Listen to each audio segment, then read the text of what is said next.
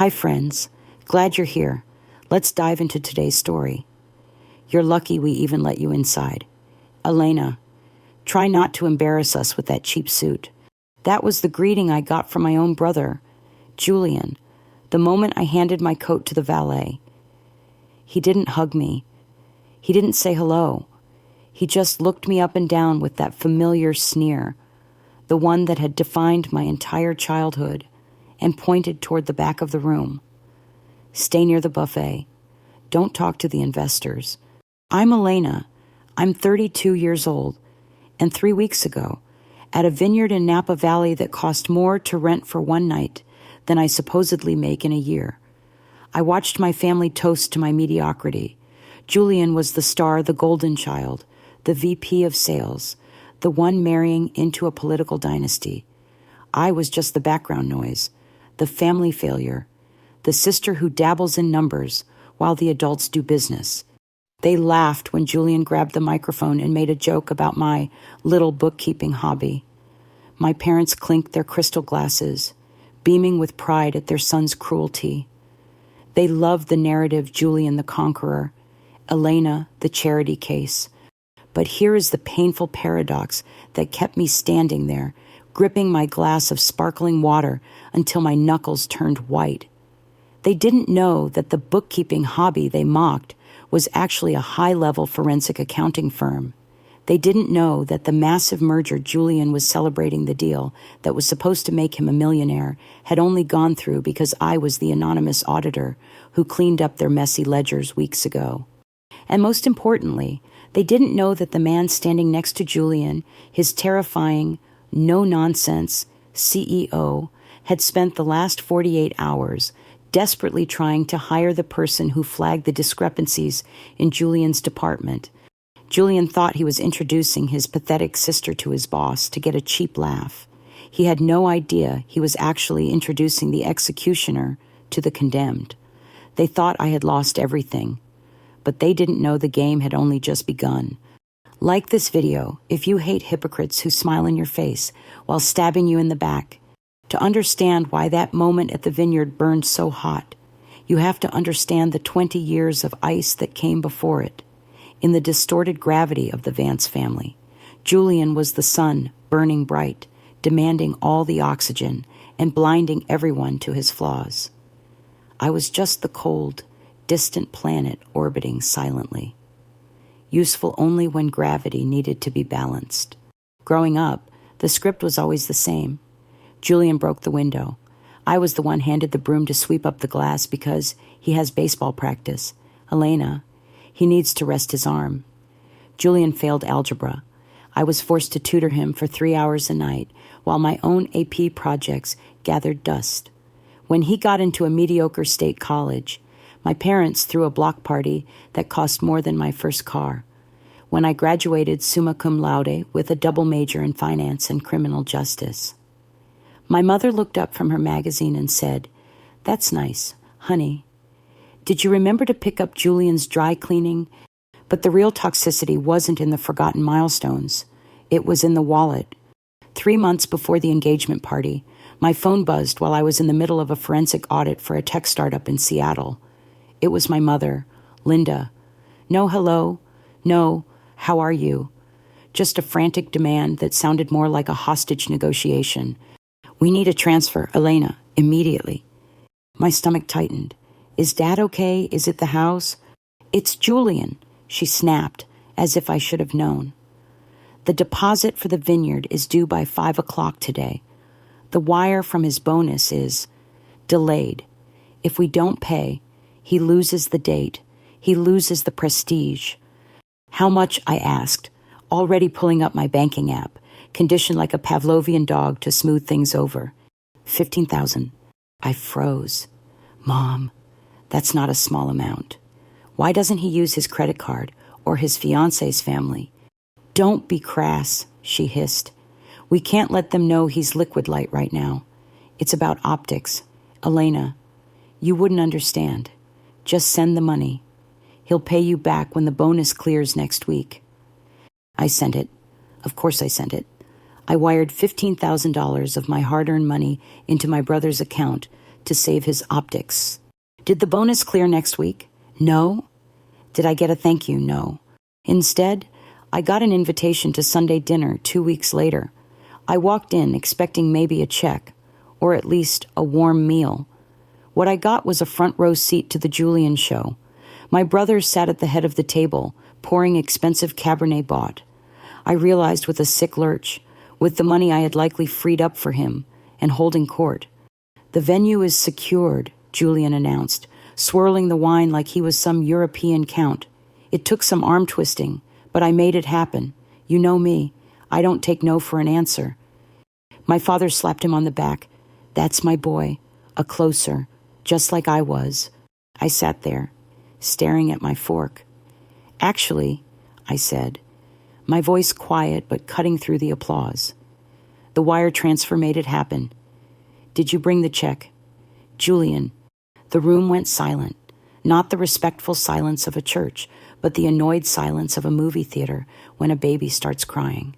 My mother sighed, dropping her fork with a clatter. Elena, please. Not at the table. I just want to know when I'm getting the 15 grand back, I said, feeling the heat rise in my neck. It's been 2 weeks. Julian chuckled, a low, condescending sound that made my skin crawl.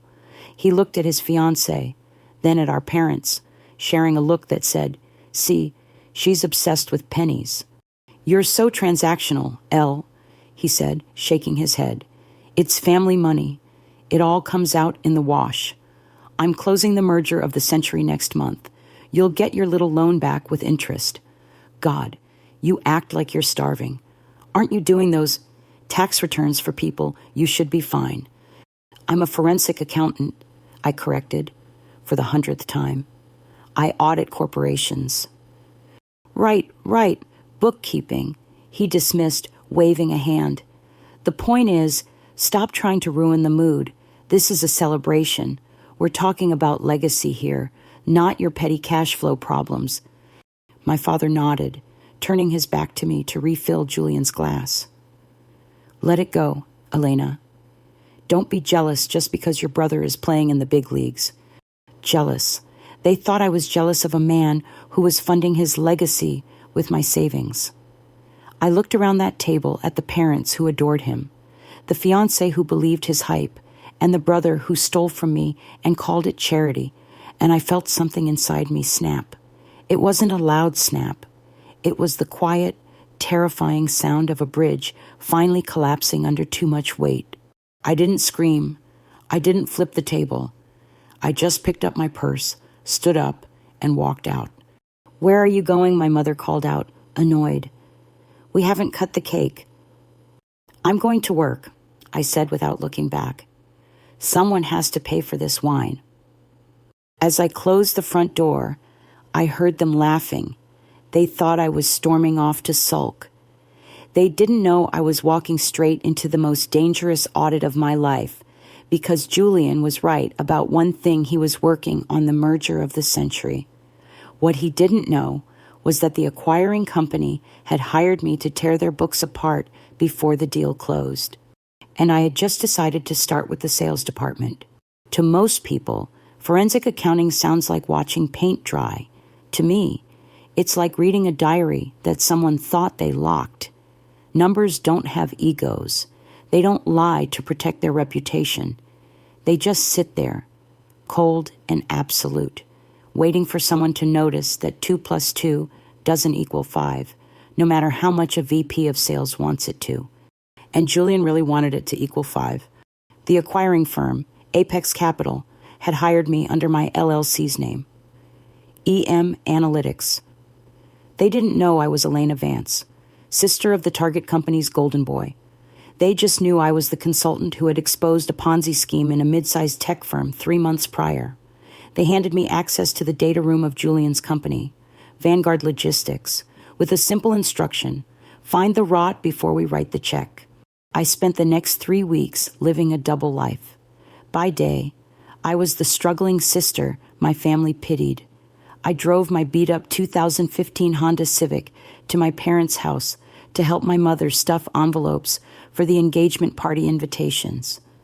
I sat there licking adhesive until my tongue felt like sandpaper, listening to her brag about Julian's upcoming promotion. He's going to be a C-suite executive. Elena, she chirped, sliding a gold-embossed card into a cream envelope. He's creating generational wealth. You should really take notes. Maybe one day you'll find a nice man who can do the same for you. I just nodded, sealing another envelope. That sounds great, Mom. By night, I was dismantling that generational wealth line by line. My apartment wasn't the shoebox they imagined. 6 months ago, I had quietly put a down payment on a 2-bedroom loft in the Arts District, exposed brick, floor-to-ceiling windows, a kitchen that cost more than Julian's car. I didn't tell them. I didn't post photos on Instagram. When my parents asked where I was living, I gave them the address of my old, cramped studio and forwarded the mail. Why?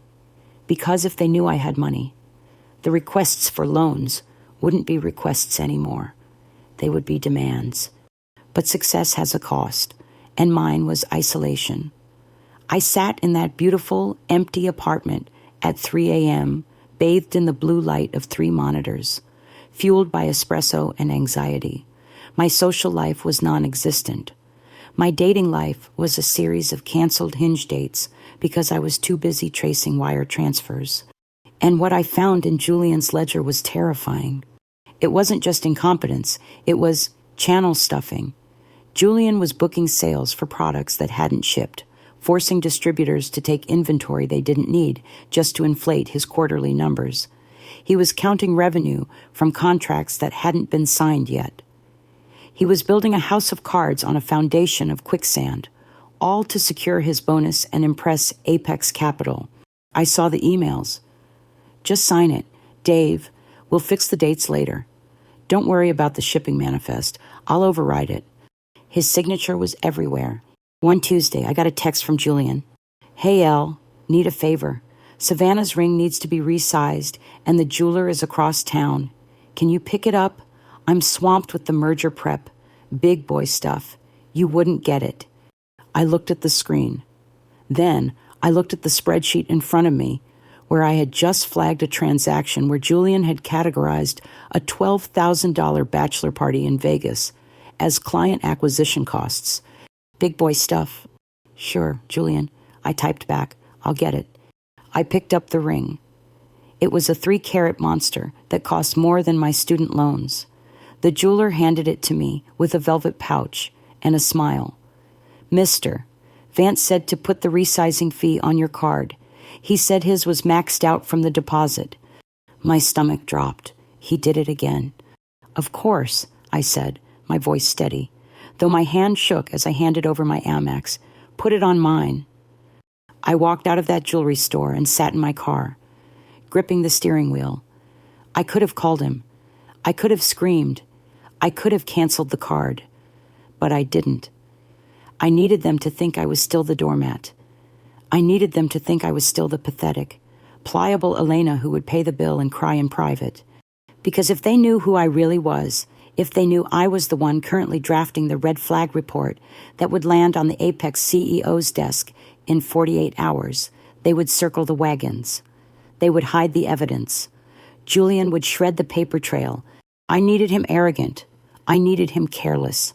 So I drove the ring to his penthouse. He answered the door in a tailored suit, holding a scotch. Took you long enough, he said, snatching the bag. Did you stop for coffee or something? Traffic. I lied. Did you get the invoice for the resizing?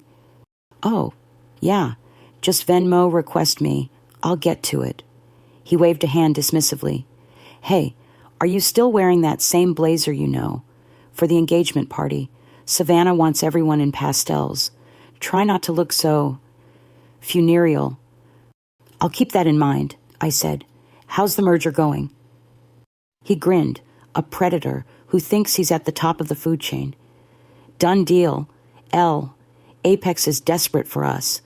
Their CEO, Sterling, is practically begging to sign. I'm going to be a legend. Sterling, I repeated. Right. I walked away, the sound of his door clicking shut echoing like a gavel.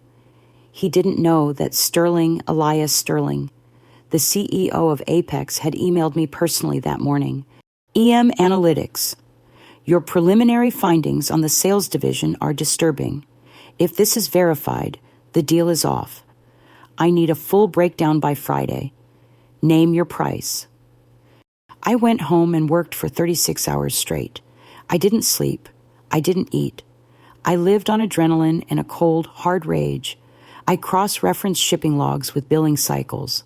I pulled IP addresses from the client emails that accepted the fake contracts and traced them right back to Julian's personal laptop. He wasn't just inflating numbers. He was forging the clients. When I finally hit send on the encrypted file, it was 5:00 a.m. on the day of the engagement party. The sun was just bleeding gray light over the city skyline. My eyes burned. My body ached. I felt hollowed out, empty in the way you only feel when you realize you've just executed your own brother. But then I checked my bank account. The $15,000 was still gone. The resizing fee sat pending on my credit card. The years of "you're not enough" echoed in the silence of my luxury loft. I stood up, showered, and put on the best suit I owned. It wasn't pastel. It was a sharp, slate gray power suit that cost $4,000 paid for with my own money, earned from my own skill. I drove to the vineyard not as the sister. I drove there as the auditor. They thought I was coming to eat their free food and sit in the corner. They didn't know that Elias Sterling had asked me to meet him there. He was attending as a guest of honor, unaware that the EM Analytics consultant he was emailing was the woman parking her Honda around the back so her family wouldn't see the valet tag. I walked toward the white tent pitched on the rolling green hills of Napa. I could hear the string quartet playing. I could see my mother laughing, champagne flute in hand. I could see Julian, chest puffed out, holding court. My phone buzzed. An email from Elias Sterling. Received the final report. I'm at the venue. Find me. I slipped the phone into my pocket. I took a deep breath of the expensive, grape-scented air. It was time to pay the tab. The air inside the white VIP tent smelled of expensive lilies and unearned confidence. I stood near a pillar, holding a glass of sparkling water that cost $12, watching my brother work the room. He was in his element, shaking hands, clapping shoulders, playing the role of the benevolent tycoon. To the untrained eye, Julian Vance was the picture of American success, a 30-year-old executive closing the deal of a lifetime, surrounded by a family that adored him. To me, he looked like a man standing on a trap door, jumping up and down to prove how sturdy it was. My mother found me first. Of course she did. She moved through the crowd like a heat-seeking missile in beige silk, her eyes scanning my outfit with immediate disapproval. "Elena," she hissed, gripping my arm with a strength that belied her fragile appearance. "I thought we discussed the dress code. This is a celebration, not a board meeting. You look severe." I came straight from the office. "Mom," I said, my voice calm. "I didn't have time to change into pastels." "Always working," she sighed, adjusting my lapel as if I were an unruly child. "Well, try to blend in. Julian is very stressed. He doesn't need you hovering around the important guests with your intensity. Just stay by the raw bar. And for heaven's sake, smile. You look like you're auditing the shrimp." I almost laughed. "Maybe I am." She frowned, not catching the irony. "Just don't ruin this. Sterling is here, the CEO. If Julian lands this, everything changes. For all of us." "For all of us," I asked, "or just for Julian?" She didn't answer, just patted my cheek with a condescending pity that burned hotter than a slap. "Try to be happy for him. Elena, it's not his fault your life is so small." She floated away, leaving me standing there with the taste of copper in my mouth. Small. My life was small because I kept it clean. Theirs was big because they inflated it with gas. Then the music swelled. The string quartet shifted into a triumphant melody, and Julian stepped up to the microphone on the small stage. The room quieted. He beamed, raising a glass of champagne that, statistically speaking, was paid for by the vendor kickbacks I'd found in row 402 of his ledger. "Thank you all for coming." Julian's voice boomed, smooth and practiced. "They say success is a lonely road, but I've never felt that way.